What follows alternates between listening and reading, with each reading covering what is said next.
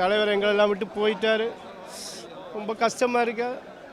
ஒரு கட்சியாக அவர் நடிக்கும் போது இருந்தே அவர் கூட நாங்கள் இருக்கோம், நான் இருக்கேன். அதுக்கப்புறம் கட்சி ஆரம்பித்ததுக்கப்புறம் அந்த கட்சியில் சேர்ந்து கடைசி மட்டும் இன்று வரைக்கும் எங்கள் கட்சியில் இருந்தது. என் தலைவர் கூடவே நாங்கள் இருக்கோம்.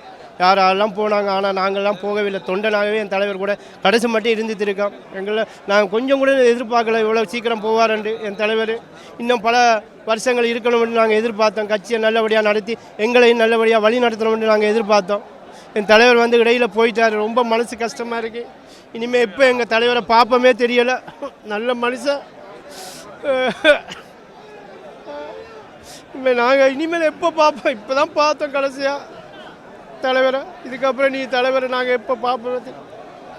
மனசு ரொம்ப கஷ்டமாக இருக்குது. இன்னும் பல வருஷம் இருந்திருக்கலாம் அந்த மனுஷன். இருந்துட்டு மக்களுக்கு என்ன செய்வோம் இருந்திருக்கலாம். அவர் இன்னும் பல வருஷம் இருந்திருக்கலாம். என் மனசு எங்கள் தலைவரை வந்து சீக்கிரமாக கடவுள் கூட்டிகிட்டு போயிட்டார். நாங்கள் கொஞ்சம் கூட எதிர்பார்க்கல. என் தலைவர் காலையில் கூட 7 மணி நியூஸ் பார்த்தோம். சொன்னாங்க இது இனிமேல் அறிவிக்க மாட்டாங்க. எதை பற்றி? அவரை உடல்நிலையை பற்றி அறிவிக்க மாட்டாங்க. இந்த கடைசி 7 மணி மட்டும் நாங்கள் நம்பித்தே இருந்தோம் நியூஸில்.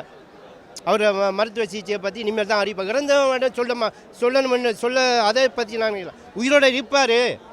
அவருக்கு இது நடந்துட்டு இருக்கு, ட்ரீட்மெண்ட் நடந்துட்டு இருக்குன்னு தான் நான் நினைச்சேன் 7 மணி மட்டும்.